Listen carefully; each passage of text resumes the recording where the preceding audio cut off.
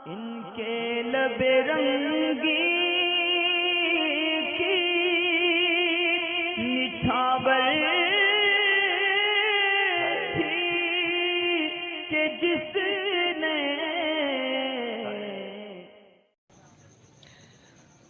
اعلیٰ حضرت زندہ باد ایک آئی ڈی ہے، انہوں نے پوچھا ہے کہ فرحت ہاشمی کو سننا کیسا ہے؟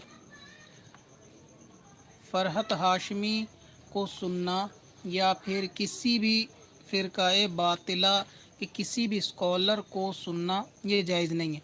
بعض خواتین کے اندر یہ معاملہ ہوتا ہے کہ فرحت ہاشمی کیونکہ وہ اہل حدیث جو ہے وہ مکتب فکر سے تعلق رکھتی ہیں، اور دوسری بات یہ اس قسم کے جتنے لوگ ہوتے ہیں کہ اہل حدیث ہوں یا دوسرے بد مذہب قسم کے لوگ ہوں، وہ اکثر جو ہے اپنا تعلق کس گروہ سے ہے وہ اس کو ظاہر نہیں کرتے۔ ان کی وجہ یہی ہوتی ہے کہ وہ عام مسلمانوں کو، خاص طور سے سنی مسلمانوں کو، بھولے بھالے مسلمانوں کو دھوکے میں رکھنا چاہتے ہیں، اس لیے وہ اکثر اپنے معاملات کا یا اپنے بزرگوں کا یا اپنے بڑوں کا کوئی بھی تذکرہ نہیں کرتے تاکہ ان کی حقیقت سامنے نہ آئے۔ دوسرا یہ کہ ہو سکتا ہے بعض لوگوں کو یہ وہم ہو کہ ان کے بعض مسائل ٹھیک ہوتے ہیں یا قرآن اور حدیث سے بیان کرتی ہیں،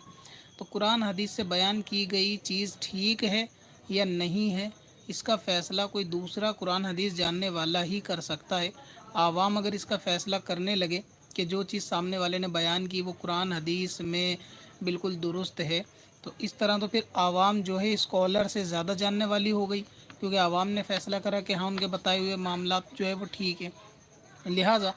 کسی کو بھی سب سے پہلے کسی بھی شخص کو سننے سے یا اس کی بات پہ عمل کرنے سے پہلے دیکھ لینا چاہیے کہ اس کے عقیدے درست ہیں یا نہیں، ورنہ بہت ساری کام کی چیزیں، بہت ساری جو ہے اچھی چیزیں، انسانیت کی چیزیں جو ہیں وہ آج کل کی فلموں اور ڈراموں میں بھی مل جاتے ہیں۔ تو کیا اگر وہاں سے اچھا میسیج ملے گا تو یہ کہہ دیا جائے کہ فلمیں ڈرامے دیکھنے چاہیے، کیونکہ بہت سارے پازیٹیو میسیج وہاں سے، سماج کو جوڑنے والے میسیج یا بہت سارے پیغام، گھریلو پیغام وہاں مل جاتے ہیں، تو کیا ایسا کہا جائے گا کہ ناٹک ڈرامے دیکھنا چاہیے؟ ہرگز نہیں، کیونکہ اس طریقے کی چیزوں کے اندر کچھ ڈھکی چھپی باتیں ہوتی ہیں کہ بندہ چار اچھی چیزیں سنتا ہے، پھر اس کے اندر کوئی ایسی عقیدے کی خرابی والی یا پھر ایسی کوئی اعمال کو برباد کرنے والی جو ہے نا بات شیطان دل کے اندر ڈال دیتا ہے کہ پھر اس کو لوگ صحیح سمجھتے ہیں۔ تو اسی طریقے سے چاہے کوئی ڈاکٹر ہو، انجینئر ہو، اگر اس کا تعلق اہل سنت یعنی المعروف آج کے وقت میں مسلک اعلیٰ حضرت سے نہیں ہے، اس کے عقیدے وہ نہیں ہیں جو خواجہ غریب نواز رحمۃ اللہ تعالیٰ علیہ کے عقیدے تھے،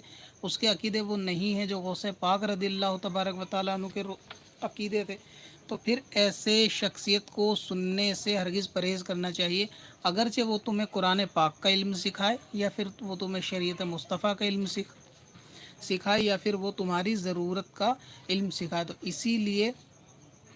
ایسے ہر بد مذہب کو سننے سے بچنا چاہیے۔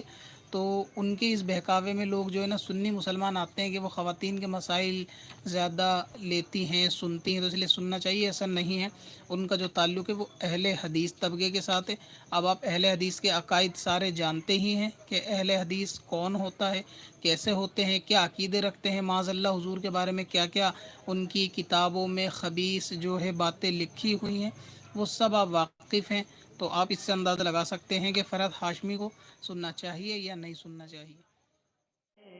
پتھر میں حسن لالے پرنوار